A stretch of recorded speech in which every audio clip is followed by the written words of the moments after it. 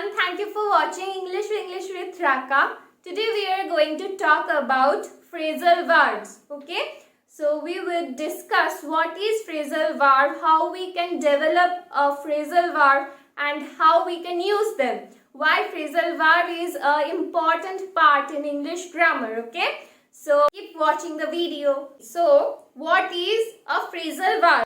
We can understand that a phrasal verb is also a verb, but it also has something else within it. Okay, we have adverb and we also have preposition.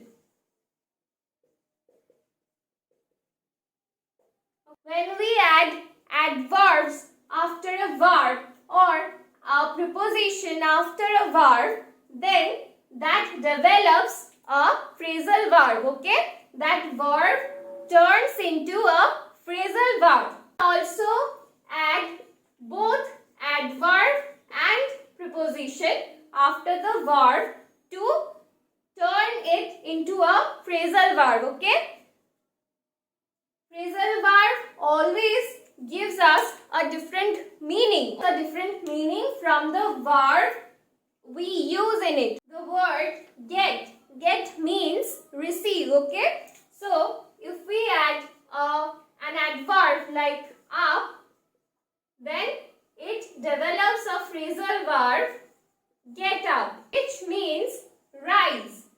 So the meaning of get up that suggests rise is different from the main verb get. Okay, get suggests receive and get up means rise. Okay, so a phrasal verb always gives us a different meaning from the verb that we use to make a phrasal verb. So why we use a phrasal verb instead of a verb in a sentence? A phrasal verb always gives a sentence more attractive look. The sentence looks more attractive and it also sounds good. So we use always a phrasal verb that ornaments that sentence. Today we are going to talk about 5 phrasal verbs and we would also see how we can use them in a sentence. Okay, so let's go. So the first phrasal verb of today is act for.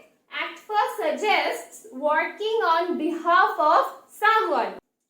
For example, Shudeep works on behalf of his father. Okay, and if we use acts for instead of that on behalf of, we will say that Shudeep acts for his father. So acts for suggests that doing something on behalf of someone. The second phrasal verb is act up and it suggests to behave badly or to not work as it should. Something is not working properly the way it should work. Okay, for example, if we say that the little girl was behaving badly, so her mother scolded her. This little girl should not behave in this way, so her mother scolded her. And we used acting upon because we use participle behaving badly, so we use the same form while we use this phrasal verb. Okay, the little girl was acting up, so her mother scolded her.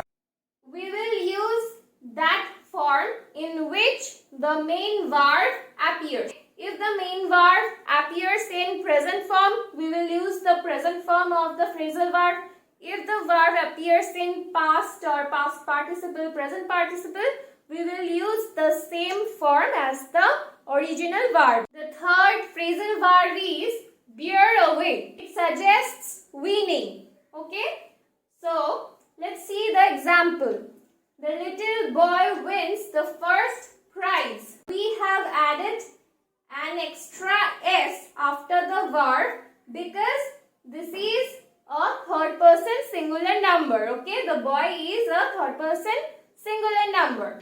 So, while we use the phrasal verb instead of this win, we will add this s after the phrasal verb as well. So, the little boy bears away the first prize. The fourth phrasal verb is bear with. It suggests tolerate. She died because she was unable to tolerate such insult. If we use bear with instead of tolerate, we will say that she died because she was unable to bear with such insults.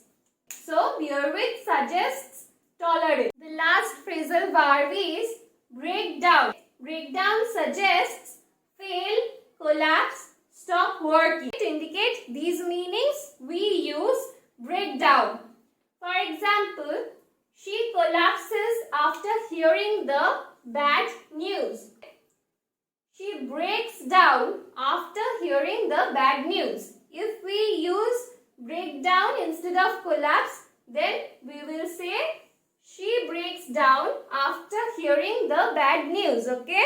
So if you like this video, if you think that this video was helpful, then don't forget to subscribe to my channel and also like this video, share this video and comment down below whether you liked it or not. And I'll meet you in the next video. Bye.